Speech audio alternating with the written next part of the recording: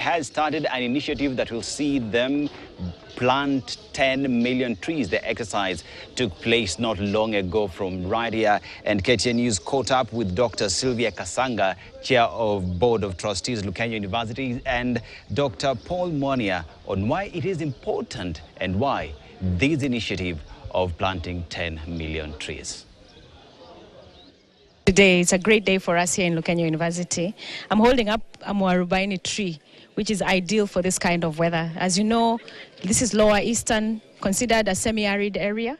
And as a university, as an institution of higher learning, where we concentrate on dryland agriculture as one of the programs we offer, we believe we can change the environment where we are in. So this for us is a demonstration to our community around us that we can change the weather patterns by planting trees and growing trees. And what we have here today, as you can see, is actually just like a demonstration. The 10 million trees we intend to plant are being planted in the larger Makueni Lower Eastern region, actually. So this is just to showcase to the country that it is possible to do this. And such programs are best institutionalized because the institution can then mobilize the community, which is what we do. We work very closely with the community around us. We provide them with the capacity to grow their seed beds, and then we off-take the seed beds, the seedlings, and distribute them around the community, around the county of Makueni.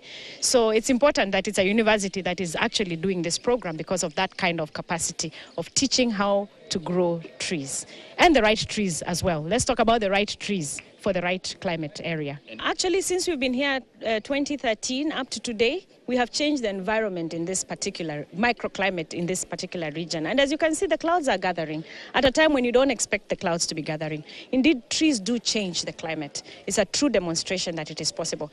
When you're driving here, I know it's quite a bit of a distance, but you can tell the difference. The minute you enter our compound, it automatically cools down. From outside the compound, just a few kilometers away, is very different from what it is here within the compound. And we've created an absolute serene environment to demonstrate you can change your environment with trees. It's been a wonderful association with our partners and our neighbors. Besides them uptaking the growth of the seed beds and the nurseries, our schools that are around us, all the primary schools and the secondary schools are also part of the program.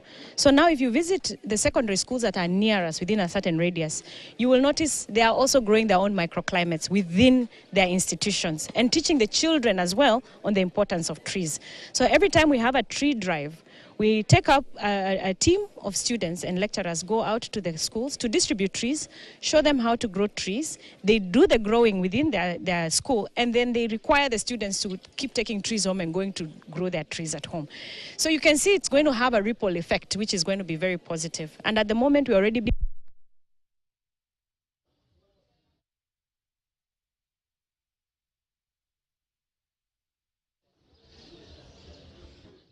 I would say that because when it comes to tree planting, almost everybody wants to participate. The staff wants to participate, the students want to participate, and it's out of the many important things that we have seen from trees.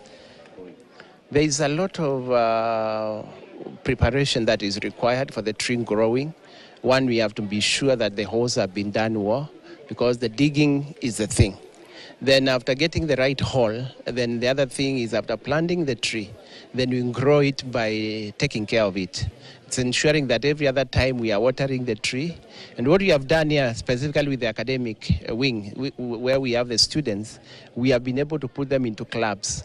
And different clubs are taking care of different sections of the different forests that we are developing within the institution. In fact, I would say we have a very active department because we have a whole school, a School of Agriculture and Technical Studies.